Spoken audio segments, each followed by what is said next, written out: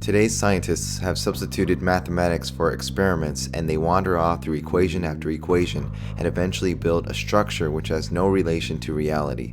Nikola Tesla. Now, in my last video I uploaded, I put up a quick response or rant to the so-called announcement that quote-unquote Einstein was right, as supposedly gravitational waves were detected 1 billion years ago, 1 billion light years away. The propaganda machine and media matrix in full force as they flooded the headlines with this so-called announcement. After decades searching, finally, gravitational waves. And if you're wondering what that means for you, consider this. Till now, we've been deaf to the sounds of the universe. Einstein described gravity as the fabric of space-time. He predicted that the collision of two massive objects would cause gravitational waves that would spread like ripples in a pond across the universe. From what I can gather, we've always assumed that this theory was right. We've just never had the proof. This Einstein's theory of general relativity has been sort of assumed to be correct, and there's been many, many confirmations of it until now. And this is one more piece of the puzzle saying, 100 years ago, Einstein was right about all this stuff, which to me is really amazing testament to, the genius of Albert Einstein. Yeah, that's kind of baffling, where he kind of 100 years ago, he's like, yeah, I think this is probably right, but who knows? And now we actually have the tech to prove Nailed it. that he was right. No big deal. It's being called the breakthrough of the century. Today, scientists confirm that gravitational waves do exist. Albert Einstein first explained them in his general theory of relativity a century ago. So using math, he argued that the waves are ripples in space and time, and they're created by two black holes colliding. Yeah, this is a really great discovery, and it's a great discovery because, number one, Einstein predicted this 100 years ago, so he knew through the mathematical work that he was doing that we should be able to see the signature, the gravitation signature of enormous, very, very active events in the universe. Even back then he knew this. Now, what he also knew was that these signals caused by the interaction of very massive objects would be very, very weak, so we'd need a very, very sensitive detector. And what we've learned today is that the detector that has been built is sensitive enough to actually detect these very, very, very subtle waves of these activities happening between massive objects elsewhere in the universe. How was Einstein so smart? Why is there only one Einstein? He didn't see it as a simple pull like the Earth pulling down on an apple that falls out of a tree the way Newton did. He saw it as space itself curving. So I have a model of Einstein's universe here, a salad bowl and a t-shirt, and when space is empty, it's flat. But if you put something really massive in it, like a star, say our sun, it makes an indentation. It makes a gravity well. And actually the Earth and all the other planets are rolling around on this gravity well. That's why we're falling towards it. We're going downhill. Well, if you have two objects, not just one star, but two black holes, they make a really deep gravity well. And if they're spinning around each other really, really fast, and then eventually they hit and they form a new black hole, a bigger one, they cause a lot of ripples here. They make this surface vibrate. And it's those vibrations of space and time that ripple out across the universe and that we see here on Earth. What's different about this, Peter, is that it's not like a light beam going through space. It's space itself shuddering. So the way I like to think about it, our universe is totally awash with these gravitational waves. We've known they're there for the last 100 years. Einstein predicted them, and he's right about everything, so they kind of had to be there. And now, for the first time, we've actually detected them. Einstein predicted them, and he's right about everything. Einstein predicted them, and he's right about everything. Einstein predicted them, and he's right about everything. Oh my galaxy, we found gravitational waves! Ah! Wow, just wow, guys, so much incredible science happening right now in our lifetime. Einstein would be so proud. What is it about Einstein? Why is he the most famous and best loved smart person ever? We love Einstein because he's been proven right so many times. However, there's one last incredible prediction that has never been directly observed: gravitational waves. So for those unaware, what we are witnessing here is the continued perpetuation of a paradigm that the power structure will do whatever in their power to maintain and reinforce. After all, it benefits them and only them. The bottom line truth is we are not taught real science in our education system, which is in line with organizations such as NASA, which is why they ram Einstein and his theories down our throats and portray him as our scientific god, while at the same time completely ignoring Nikola Tesla. Today, everything is based on unprovable theory, based on unprovable theory, based on CGI animations, based on hearsay, based on theory. A billion years ago, a billion light years away, who in their right mind would take such nonsense seriously? Think about how you were never really taught about Tesla in school. We were never taught real science. That is the bottom line. Because if we were, we would know the true nature of reality and the true forces and subtleties of the universe that the ancients themselves were well aware of and utilized to accomplish great wonders that today the so-called scientific establishment cannot even understand, let alone replicate. Again, one must realize the public education system, institutionalized education, is nothing more than an insidious agenda by the criminal global control that has been implemented to condition and brainwash a population of mindless cogs in a machine that simply does what it's told and regurgitates information. It is specifically designed to produce a mind that would never question the status quo or establishment. So what is being educated then? Being educated is educating yourself, having the ability to critically think for yourself, to be able to question authority. You cannot be educated by the same system that perpetuates a dumbed-down paradigm that's specifically designed to keep the elite of this world in control. Yes, we're taught how to read and write and to perform some basic math, but we aren't taught how to think for ourselves. We aren't taught the principles of logic or how to question an ideology. What we are taught is how to sit at a desk and listen obediently as the world is packaged into a neat little box that we are to accept without question. We're taught to regurgitate that information for test, to give the answer that those in authority demand, but most of all, we're conditioned to conform. And the reward for faithfully jumping through all of these hoops for 13 years is a worthless piece of paper that no employer even asked to see.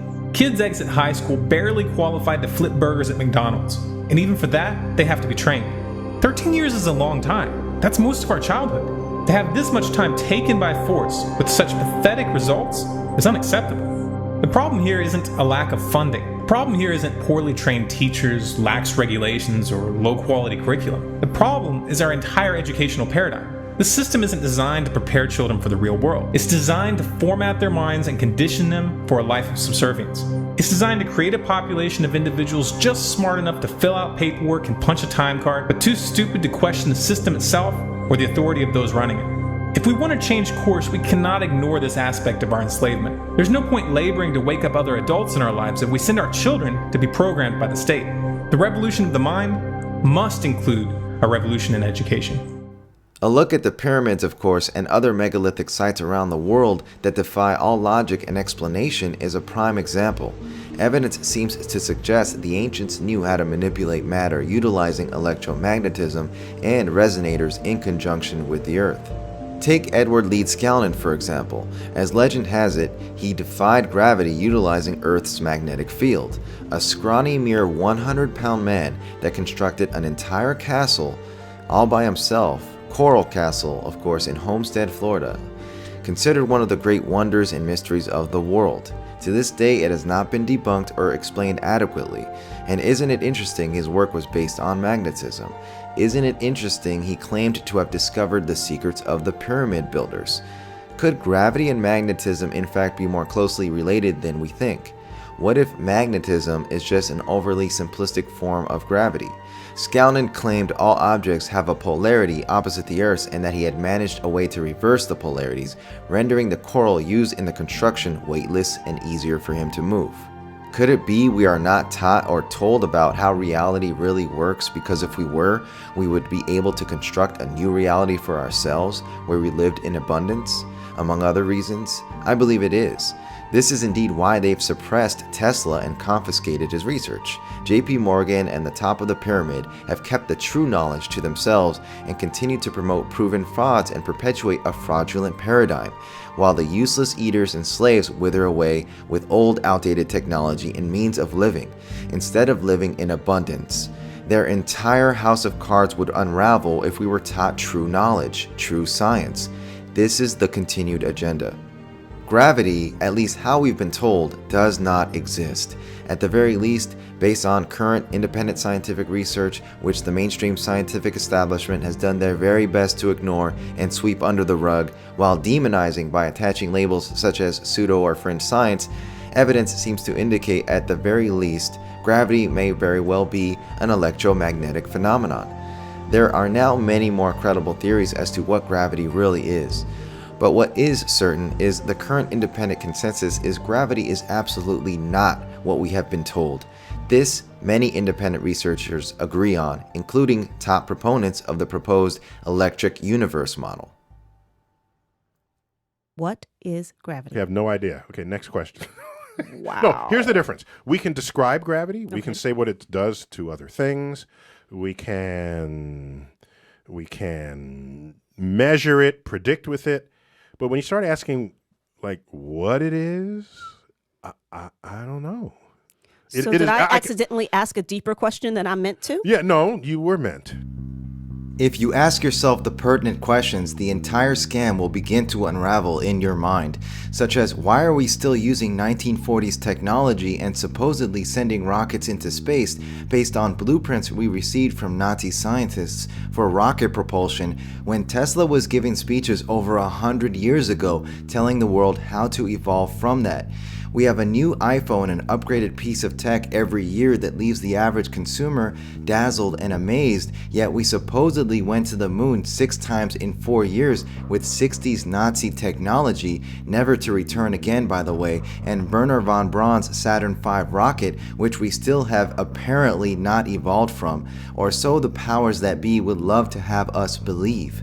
Unfortunately, the average citizen never ponders these pertinent and logical questions because they've been specifically programmed and trained not to.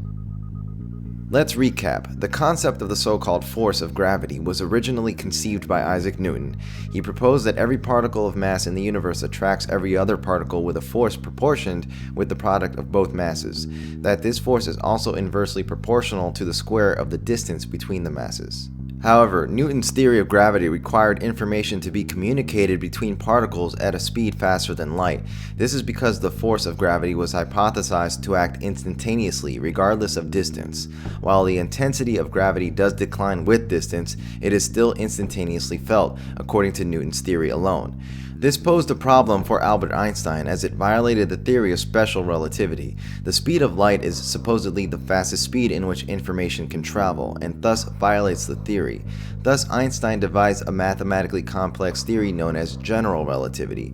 In essence, Einstein invented an entirely new dimension and state of matter. He proposed the existence of a fabric of space-time, which can become warped by the presence of matter and its respective mass. This space-time fabric can also act upon matter and influence it. Hence, objects with heavy mass distort the surface of space-time fabric, and orbiting objects simply follow the curves of the fabric that are distorted by the presence of those objects. Gravity is thus a distortion of the space-time fabric.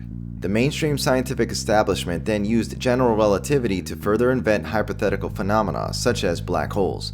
Isaac Newton did not claim to explain the mechanisms of the force of gravity. He simply described what he saw the force doing with varying masses and distances. A lot of conjecture has since followed with respect to what gravity is.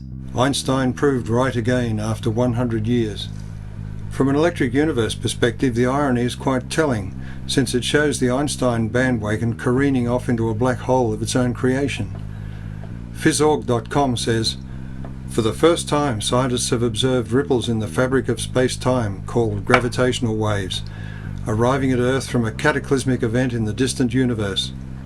This confirms a major prediction of Albert Einstein's 1915 general theory of relativity and opens an unprecedented new window to the cosmos." Once again, we see science journalists thirst for sensational headlines, with academics feeding a media frenzy. Some would call this more a theory of funding, not gravitational waves, but gravy waves. The more sensational the headlines, the more news media attention and funding potential. Unfortunately, as a result, the public can no longer distinguish science from its opposite, pseudoscience. There is no fearless investigative journalist to ask the awkward questions like, how in real terms does matter tell space and time how to curve? What does it mean to curve time when it has no physical dimension or direction? The word space simply signifies locations in 3 dimensions. So how can you weave a fabric of space-time out of non-physical concepts? The language is meaningless, used to impress rather than inform, and the scientists remain unaccountable to the tax-paying public.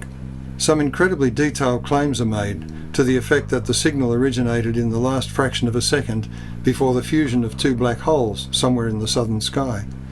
It is said, based on computer modelling, that the black holes joined about 1.3 billion years ago, and their mass was 29 and 36 times greater than the Sun. None of these claims can be substantiated. A mathematical computer model is not real evidence for those claims. It isn't science. The image of Einstein, the embodiment of genius, in front of a blackboard where he had just scrawled R sub ik equals 0, says it all. As Steve Crothers has noted, that simple expression says there is no matter outside the black hole. By its own definition, a black hole exists in an empty universe. No partner to orbit it, and no observer to witness it. The principle of superposition, that is, multiple bodies, in a flat Newtonian universe does not apply in the asymptotically flat space of the fictitious black hole universe. Decades ago, I sat in a public meeting at the Australian Academy of Science to hear the well-known English physicist and science fiction writer, Paul Davies, author of The Mind of God and God and the New Physics, drumming up support for government funding of the Australian Gravity Wave Telescope.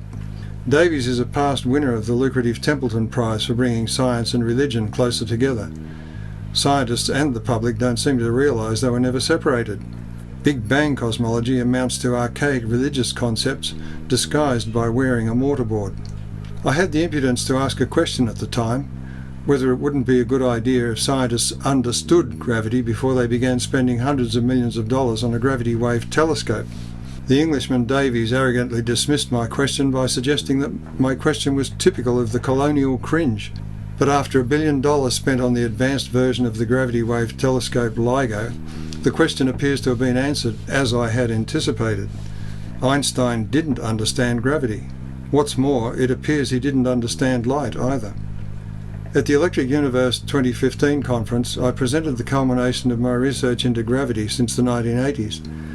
My choice of title, The Long Path to Understanding Gravity, reflected the difficulty anyone faces attempting a paradigm shift.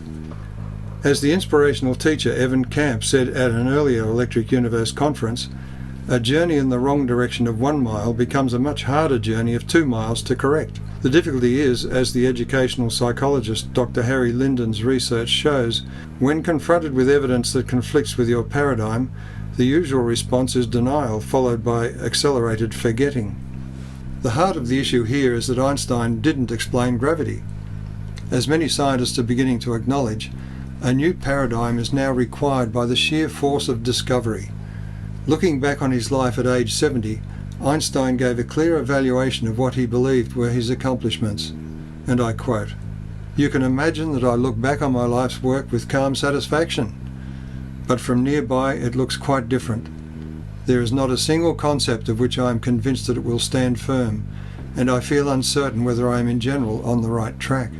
This confession, in a personal letter to Professor Solovine dated 28th of March 1949, was not made public until many years after Einstein's passing. But rather than inspire critical thinking, today's worship of Einstein creates an unresolved enigma. 2 philosophically incompatible views of physics, quantum mechanics and relativity, standing side by side in scientific lectures as if such a horrific contradiction can be profitably overlooked.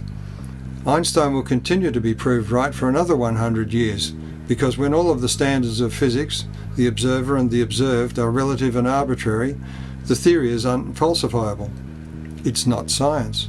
Simplicity is the key to the electric universe. And perhaps a little humility wouldn't hurt either. Why not simply admit that we've hardly begun to solve the great mysteries of the universe and of our own real place in it?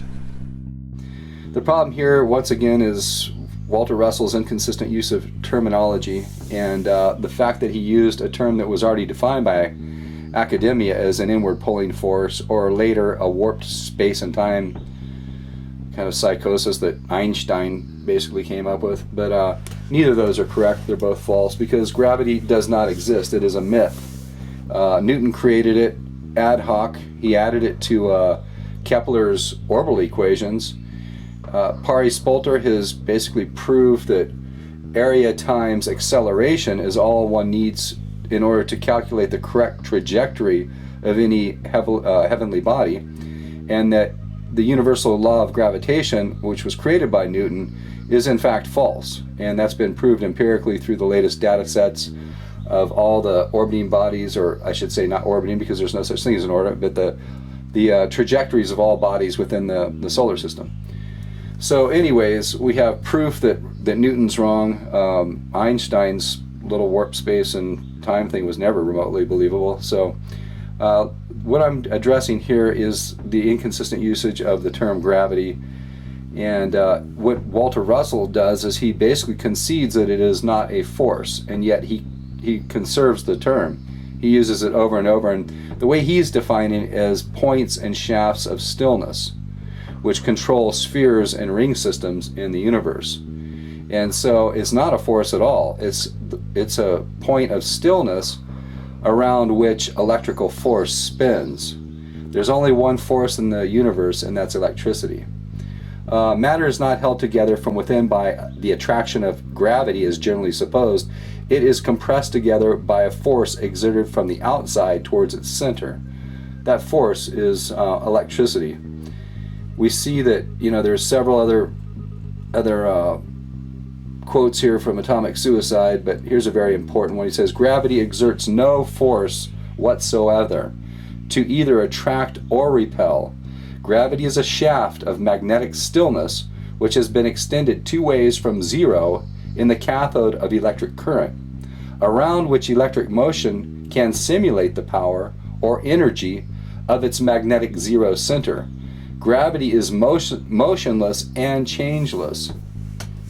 Electric motion does not create gravity poles. It merely locates existent points and makes them identifiable. It makes the invisible become seemingly visible. Magnetic poles of gravity are still centers which balance and control the electric motion which surrounds them.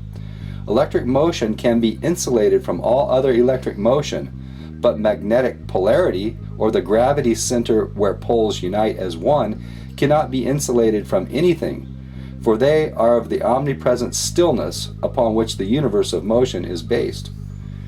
So he's admitting right there that it is not a force, but yet he keeps using the term.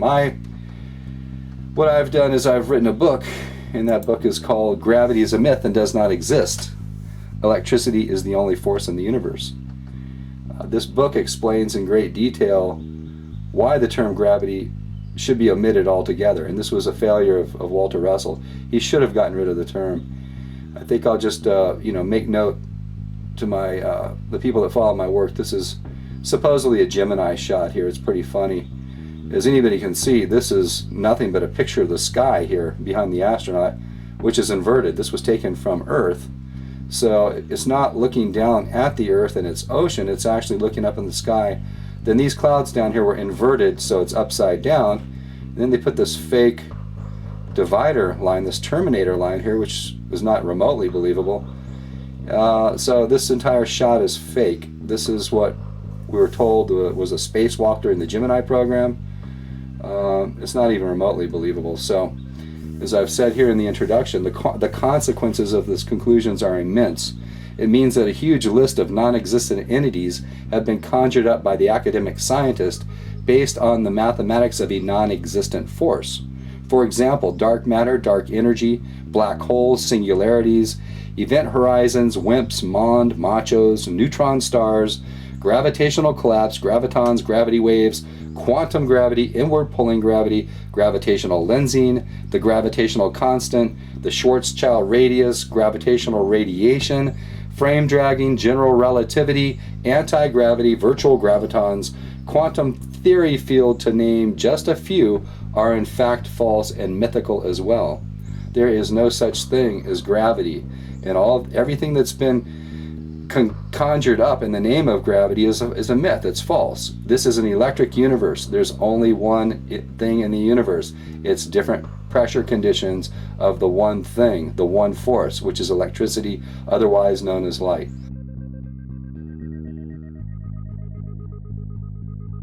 James Young says, Einstein's mythical magical world of mathematical physics. Real physics in Einstein's time was leading to free energy, and we couldn't have that, so they had to get rid of the electrical components. Einstein was a messed up guy. He abused his wife and kids, he was an ardent racist, and he pushed Jewish communism. But as Einstein and relativity drift out to sea, the clear axiom is observation trumps math. If you can't observe, measure, test, or predict with it, it's not real science, just a narrative looking for a storyteller. The electric universe model predicts it, measures it, and nails it. Una Craig says, Einstein's bogus theories, bolstered by Nobel Prizes and relentless Hollywood propaganda, have been used for over 100 years to suppress the electromagnetic theories and discoveries of Nikola Tesla. This wrong-headed science does not result from misguided scientific conservatism, but from a covert military and financial agenda. The elite oligarchy suppresses Tesla's true science to stay in power and retain a covert military advantage. David Drew says Newton admitted that he could only describe gravity mathematically and that he could not account for the mechanism. Einstein really messed things up by replacing a mathematical description with a mathematical abstraction, aka alleged space-time curvature. Michael Taylor says science today is exactly that fable, the king's new clothes. The electric universe paradigm better predicts and explains the latest cosmic observations than the gravity-only paradigm. As this becomes apparent to more people, it is like being able to see the king's new clothes for what they really are. These old paradigm cheerleaders, Nye, Tyson, Hawking, etc., look foolish to more people every day, like highly paid court jesters. Their bank accounts are full and they are having a good time. Why examine a paradigm that might jeopardize the sacred cow, upset the king? The rest of us with a brain in our head and no dog in the race can more easily see the truth and alter our paradigms accordingly. It has long been obvious that there are severe shortcomings in the theory that gravitation is the main, indeed the only, motivating force within the universe. In order to uphold this theory, it has been necessary to invent an ever-growing list of imaginary constructs with which to explain away the snags and anomalies that are constantly found and which cannot be explained within the constraints of Newtonian physics. Antimatter, dark matter, black holes, and too many others to name, not a single one of which has ever been observed or measured, and never will, because they don't exist and never have except in the minds of dogmatic scientists who are so sure in their own knowledge that they see no reason to question the fundamentals, despite this being one of the main pillars of the scientific world. Researcher and author Anthony Patch states, quote, "In short, the accurate model of the mechanisms governing the functioning of our known universe is that of electromagnetism, not gravity. What is mistaken for and therefore labeled as gravity are in fact, and this has been thoroughly peer-reviewed, magnetic lines of force and the actions of accelerated charged particles moving at various velocities. Additionally, these same electromagnetic forces act in identical fashion, whether one is measuring actions taking place between particles at the quantum level or on a planetary scale. What has been detected by LIGO and other similar experiments preceding it are in fact magnetic lines of force and the movements and actions of accelerated charged particles, such as electrons and protons, among many others. As for black holes, supermassive, twin or otherwise, none have been experimentally reproduced in the laboratory. None have been measured in terms of electromagnetism. None have been moved from the chalkboards of theory to factual and provable constructs nor mechanisms. Many scientists will back me up on this statement. To define what are labeled as black holes, one must look beyond the again theoretical labels of dark matter and dark energy, neither of which have been proven to exist, and yet are considered as constructs of black holes. Looking beyond, one finds plasma, what Tesla labeled the ether, comprising the so-called called vacuum of space. This ether is electrically charged plasma. Black holes are gathering due to magnetic attraction of this electric plasma. This is not gravity sucking in all matter and light as mainstream scientists describe black holes. Einstein's work, gravity, was hijacked for profiteering. Tesla's work, the ether and electric universe, is the real science hidden away and employed at CERN. We're wondering how much of our reality in a scientific view is based on a faulty premise. Now, gravity is heralded as ruling the universe. And from the time of Galileo to Newton up to Einstein and then into modern day physics, we have been set up with this concept that because an apple fell from a tree, there's this thing called gravity. We're looking at a system of science that is giving us energy through gravitics, and they are using explosion engines and burning coal and doing everything necessary in our world to make this place a hellhole. Yeah, you're right. I mean, this is the explosion-based technologies have enslaved mankind, and it seems to be that all that can be pushed from academia is blowing up things to get energy, when nature actually works exactly the opposite through implosion. Everything in the universe, from the elements, from the 9 octaves of elements all the way to the galaxies, is provably imploding. There's spiral electrical waveforms that's creating everything. So everything we're doing is it's in contradiction to nature, and it's destroying nature. I mean, we're, doing coal and oil, and we're destroying the land that way, and we're breathing all these toxic, pollutions, and we're in the racket. I mean, to me, one of the worst aspects of it is the horrific racket of these explosions, like Harley Davidsons or lawnmowers, leaf blowers, helicopters, jets. I mean, these are all the same horrific, insidious noise caused by this backwards technology, which enslaves us to the energy barons and the warmongers,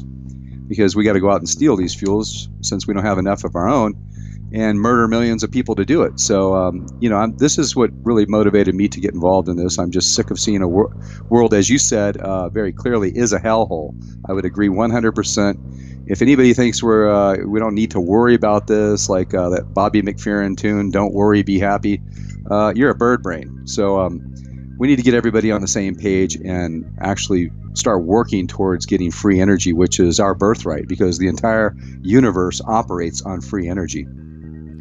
If you look at their mathematics of gravity, it says that the electrostatic force is 10 to the 37th stronger than the so-called gravitational force. And if you look at 10 with 37 zeros behind it, there's no human that can possibly even imagine what that looks like. I mean, it's beyond human comprehension. So these mathematicians love to throw around numbers like this, but they're essentially meaningless. But according to their own screwed up, wrong mathematics, essentially gravity is non-existent at 10 to the 37th difference. That alone. But this is the problem. This idea of gravitation, which was created by Newton, invented by him, has been extrapolated to the furthest reaches of the solar system and the galaxies and all that. And it's created a huge list of non-existent entities, things like dark energy, dark matter, nuclear furnace stars, gravitational collapse for star formation. I could go on and on. There's dozens of theories based on this false concept of gravity. Black holes. Yes, exactly. I forgot that one. I mean, all these things don't even exist, yet they're part of the mathematics created by Newton and extrapolated to the furthest reaches of the universe. So, I mean, this is the biggest problem with academic science, is that it removed the creator from creation. How can you have a creation without a creator? There is universal mind behind all of this, and that is the impetus for all of it. Like most of their big projects, these huge megalithic projects are designed to be dead ends. They'll go nowhere. Nothing will ever come out of CERN. There's no such thing as a Higgs boson particle. This is all just 100% bullshit. Einstein was an idiot. He was wrong about everything. If anybody believes Einstein is correct, they need to watch Einstein's Idiots on YouTube, the entire series by Bill Gates. Then I would read his website, youstupidrelativist.com. And then I would go read the book called the manufacture and sale of Saint Einstein, which is 2,200 pages demolishing this myth called Einstein. It talks from the very beginning how they set up this shill called Einstein to be the great genius, the nutty professor, the quack, the idiot with a massive blackboard full of equations that can, if he could just figure out that one last little part of an equation, he'll have the key to the freaking universe. So, I mean, it's disgusting. I mean, the level of science right now is really the pit of ignorance. This is how far we've sank in this demented excuse for science. I mean, it's a joke, I mean, we're living in a sea of energy.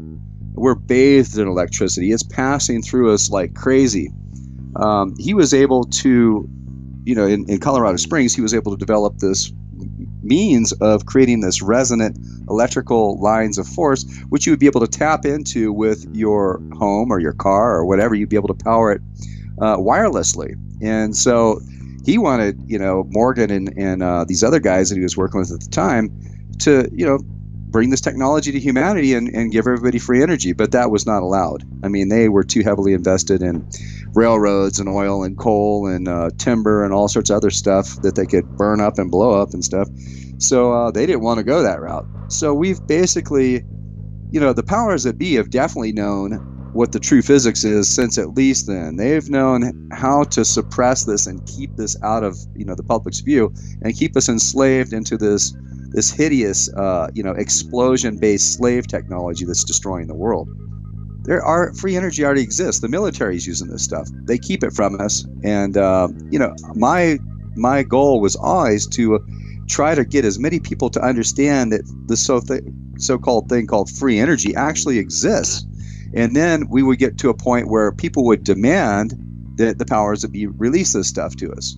So it can happen right now. I mean, it's not like it's something that's far off or whatever. The technology exists. The military's got it right now, but it's existed since 1892 at least, and probably further back. And it's obvious, that there were cultures that had this, and this is nothing new. If you look at the megalithic structures around the planet, there's no question that there was a higher tech civilization about 13,000 years ago. They got wiped out. They were way, way, way beyond us. We can't do any of the stuff that they're doing. And the reason being is that they worked with nature and we're not. Because look at the beauty of their creations. I mean, have you seen all these megalithic structures around the planet? Ladies and gentlemen, we have detected gravitational waves. We did it. What they are depicting is certainly not any depiction of gravitational waves, or even, what would actually, happen if that were to happen, because it's impossible. But I want to kind of go back and point out what we're really looking at here. And what we're looking at here is basically a dipole magnet, okay? And what we have when we're looking at these two fields together is we're looking at the centripetal force of the magnets being drawn together and essentially coming into one giant toroidal magnetic field. This is further proven by when you actually look at this very carefully, you can see that even in the animation, whether this is true or not, the stars are not only warping, but they're actually disappearing. What we're seeing here is two individual magnetic fields around a dipole, and we're looking at the centripetal forces dominating and thus essentially coming into a single magnetic toroidal flux as it kind of bombs down, and bingo, there we have the single donut. And what's actually happening here is when these stars are distorting and they're actually disappearing is we are seeing a phenomenon called the Faraday effect. Now, the Faraday effect is nothing more than an intense electromagnetic distortion or magnetic distortion that will bend light, will absolutely bend light. Gravity does not bend light because gravity does not exist. Everything that they attribute to gravity is actually an electromagnetic function. I would like to congratulate the LIGO team on their groundbreaking discovery. These results confirm several very important predictions of Einstein's theory of general relativity. It confirms the existence of gravitational waves directly. Warps and curves in the fabric of space-time. And this is big. This will go down in the history of science as a pivotal moment. And not just because it's another spectacular confirmation of Einstein's ideas, which it is, but rather because for millennia we have explored the universe using waves of light. This discovery marks the opening of a new era in which we will explore the universe using waves of gravity. Einstein predicted them, and he's right about everything. Einstein predicted them, and he's right about everything. Einstein predicted them, and he's right about everything. And not just because it's another spectacular confirmation of Einstein's ideas, which it is. Now, instead of looking this as a circle, just think it as an infinite point without spatial volume. And if we look at it this way, we're more easily able to understand that. We think of this as an indivisible line that actually has no extension. We're talking about unmanifest inertia, or what quantum mechanics and general relativity and their insanity have called dark matter or quantum fluid, which is just nothing other than a euphemism for what Tesla, Heaviside, Steinmetz, Faraday, and all the greats of electrical theory that gave us 100% of our current electrical grid and system. Einstein gave us nothing of that. Nothing. Okay? He invented nothing, he discovered nothing, and his quote-unquote theory of relativity is mostly stolen from Henry Poincaré. Now, as you've seen underneath the ferrule cell, a magnet, doesn't matter what shape it is, looks exactly like this. It looks like a torus. I'll show it to you in a slightly uncompressed fashion. There you go. You actually see a torus, a toroid, a spirograph, a hypertrochoid. That's the expression of the loss of inertia. Now, as Faraday called magnetism, he called it the dielectric field. But what does that mean specifically? It means that the necessitated loss of inertia, i.e. the ether, must be expressed as the creation of space, and of course the posterior attribute of the creation of space is a measure of movements of magnitude, which we call time, but of course time does not exist. Time is a human contrivance.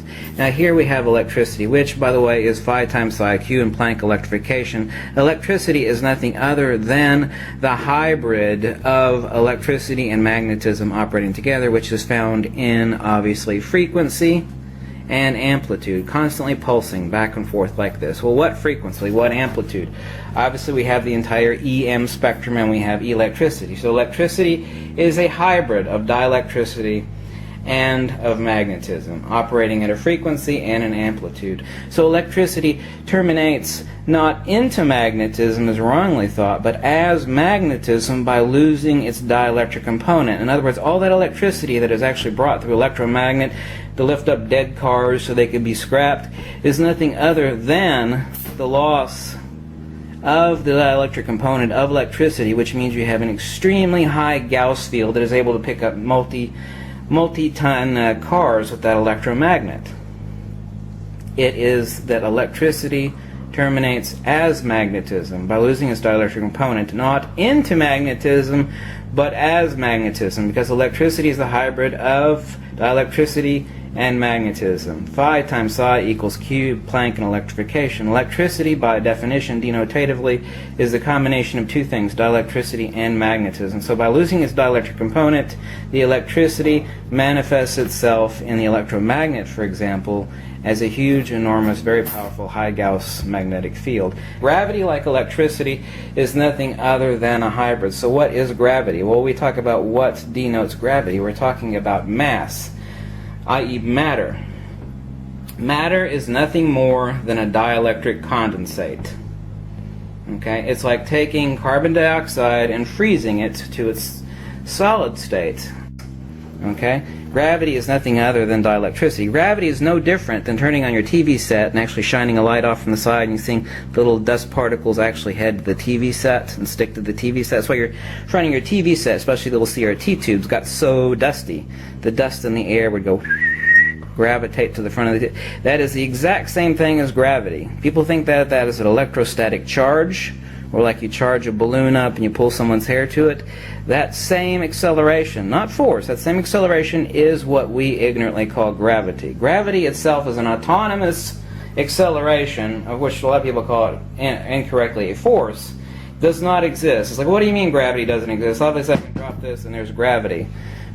And what I mean specifically is that gravity does not exist. It is not an autonomous force. It's definitely not a force, which of course even the idiots of general relativity and quantum mechanics will admit to. They call it an acceleration. But an acceleration of what? By what?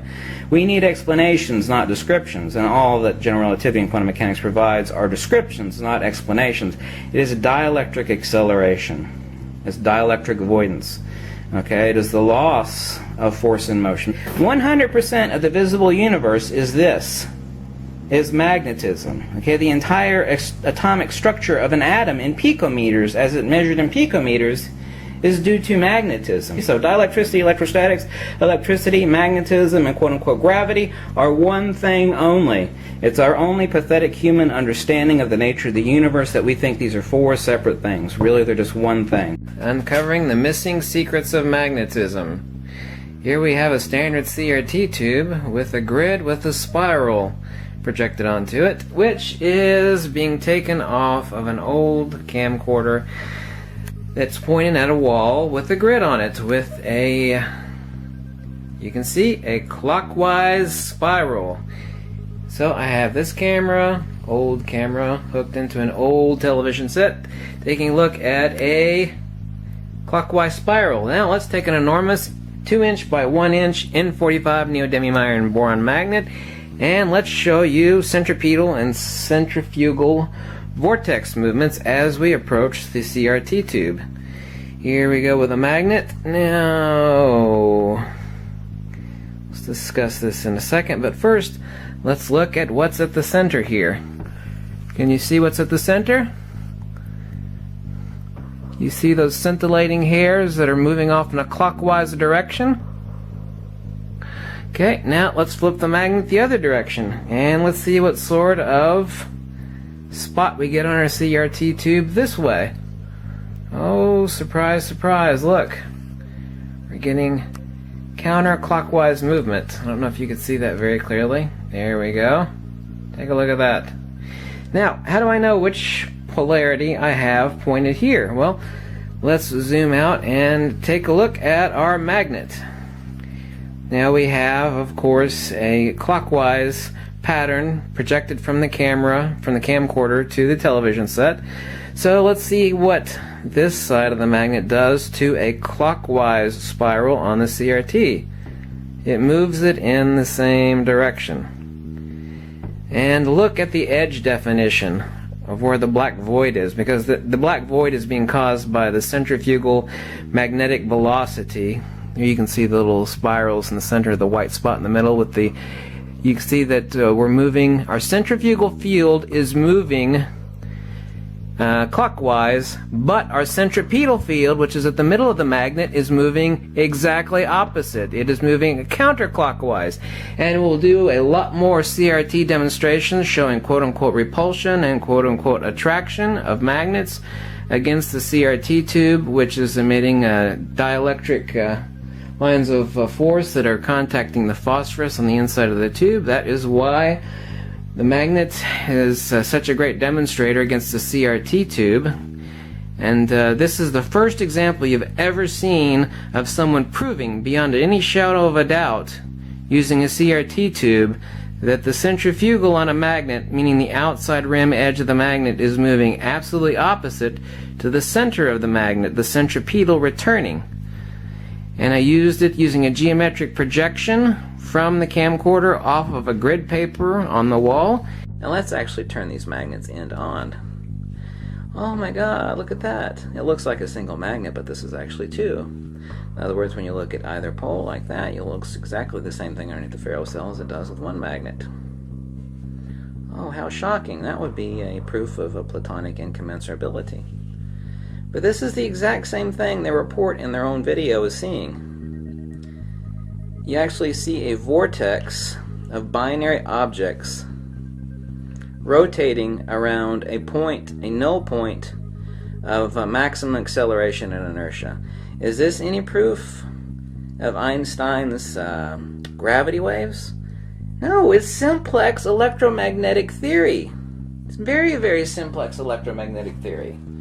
This doesn't prove Einstein at all. It actually, all it does is it reinforces Tesla, reinforces James Clerk Maxwell.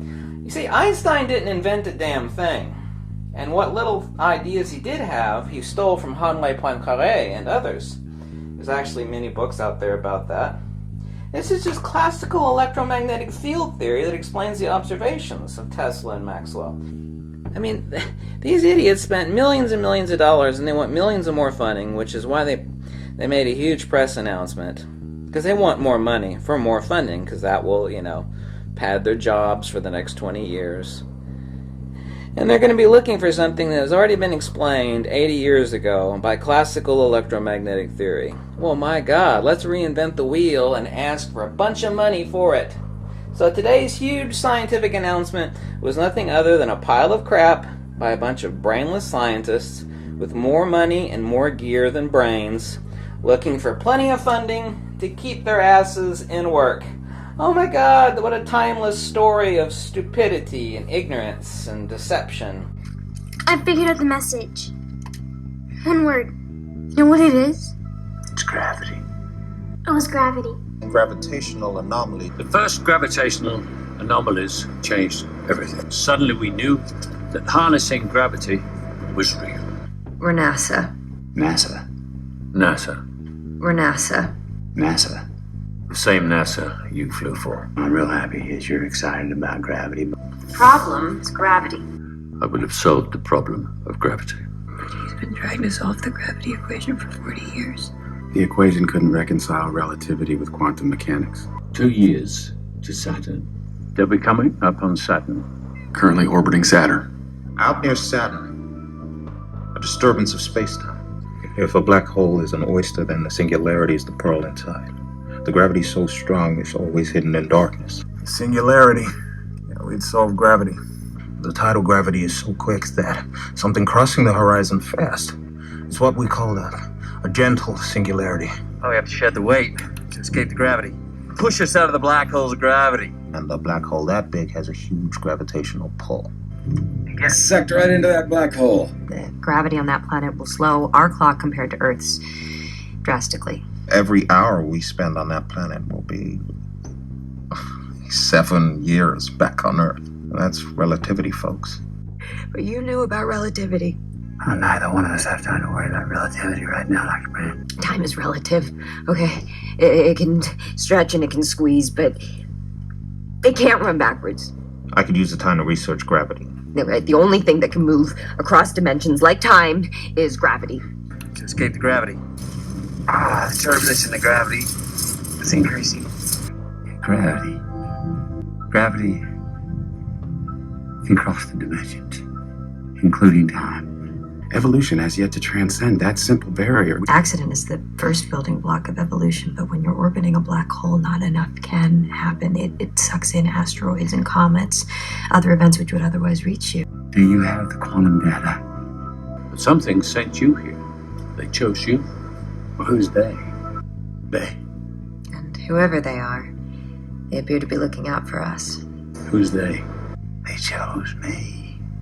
The beings that led us here. They communicate through gravity, right? Yes. Or if they chose me. It's not a ghost. It's gravity.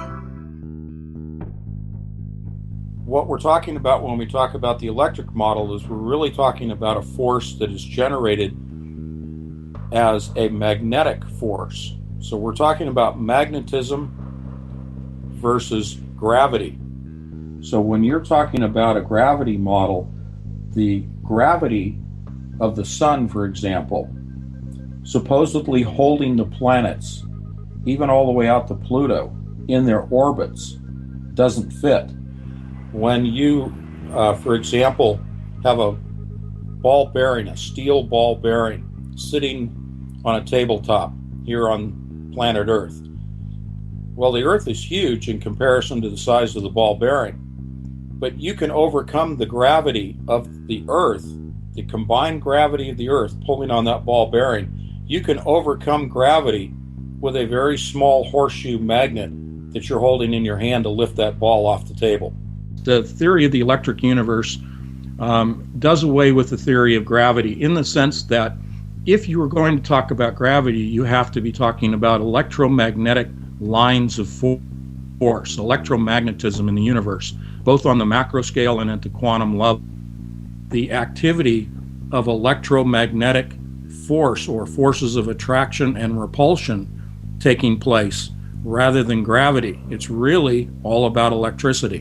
When we talk about things like CERN, for example, but other areas of science also that are really hidden from the general public and are covered and camouflaged in scientific terms and arcane mathematics, this is very much like the priesthood of the ancient times, in which the priests held the language and the codes and the ability to decipher what really was going on in the world of physics. This is really a cover-up, and it's purposeful to keep the masses ignorant, because with knowledge comes power. They hold the knowledge, therefore they hold the power. It's occult, it's hidden. It's not so much that it's, you say occult and it's evil, but it's occult in the sense that it's covered up. There are evil implications, but we can talk about that in a different context. But really, the reason that they talk about gravity as a model of the universe and things like the black hole and Higgs boson, Higgs field, gravitons, the reason that they talk about those things is so that they can put on what I would refer people to is a artist's rendition. You've seen pictures, you've seen artist renditions of something that theoretically exists, like a black hole. The cover of my book, Covert Catastrophe, on that cover of the book is an artist rendition of a black hole, that orange thing with the jets coming out. Now that is not something that you can say actually exists. It's a rendition, it's an artist rendition. So going back to the language of gravity, black holes, Higgs boson, these are things that are used for public consumption, when behind the scenes, it is actually the electric model, electricity, electromagnetism, and plasma that is being employed by the scientists behind the scene, but they will not talk about that because, again, knowledge is power. They do not want you to know anything more than just the artist's conception of the universe, which is the Big Bang Theory and black holes. So you need to keep the two separate and understand that they are trying to purposefully keep the masses ignorant. This is called gravity.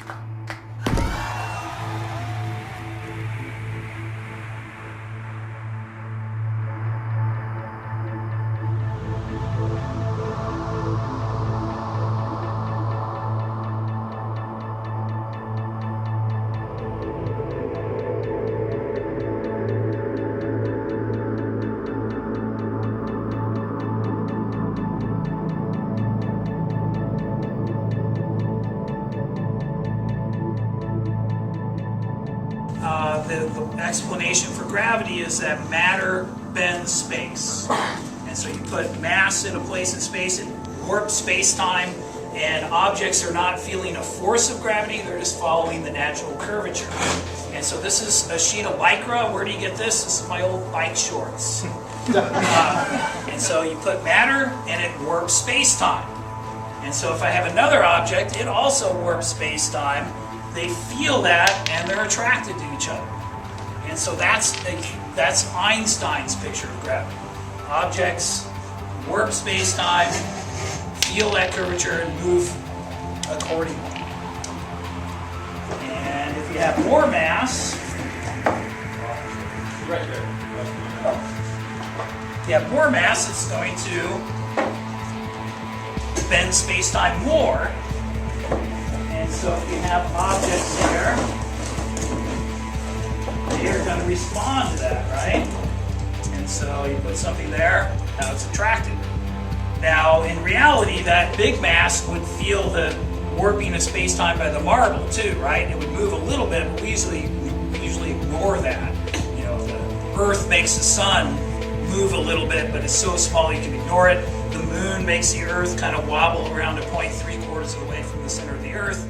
We usually don't account for that when we look at satellite imagery. Well, dreams, they feel real while we're in them, right? It's only when we wake up that we realize something was actually strange.